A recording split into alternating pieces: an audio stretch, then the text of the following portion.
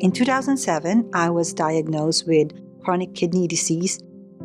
We were planning to start a family, and they told us that it's not possible for me because it's going to worsen the disease.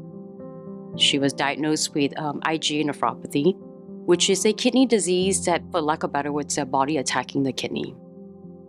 In 2020, we found out that we were pregnant, and we were referred to UT Southwestern.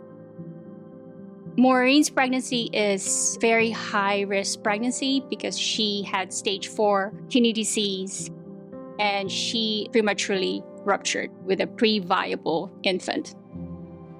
We named him Hans Raphael, and we tried to keep as much memories with him. We took pictures of my belly, and we recorded his heartbeat.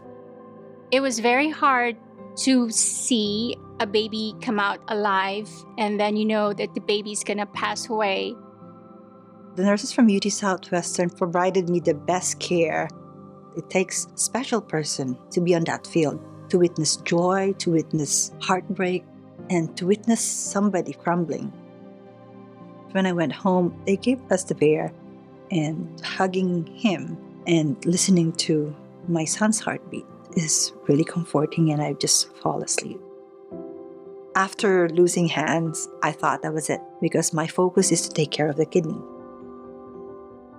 She started her journey in the chronic kidney disease clinic.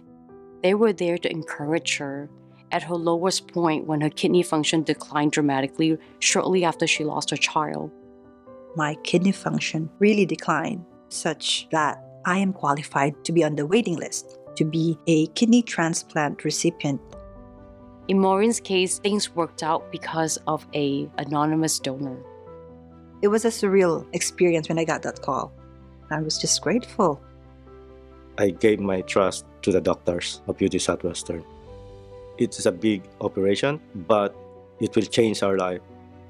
I met her the day after she received the transplant, holding on to a stuffed animal in which she has the ashes of a child that she had lost earlier that same year.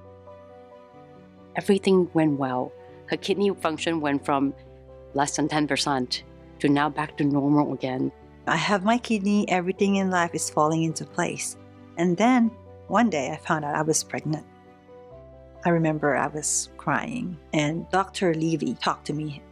I said to her, "You know what I've been through. Help me go through this." The OB team, they have a special team here who take care of what we call high-risk pregnancy. And they were working with us all the time throughout her entire pregnancy. To be given the chance again to take care of her after what happened to baby Hans, it was a beautiful thing.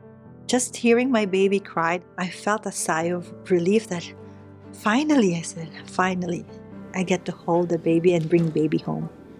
We call her our rainbow baby because she gave back our smile. My girls are my whole world to me. They're my everything.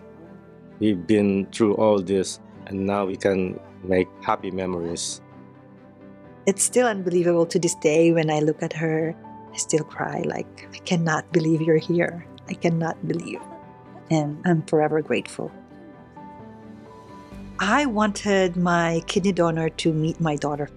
Without her, Hunter wouldn't be possible. So when we met, I told her that she didn't only save my life, but she made one possible. Seeing her now, I'm just so happy to see the joy and everything that's given to her because of a transplant. I realized that there are others who also lost their babies.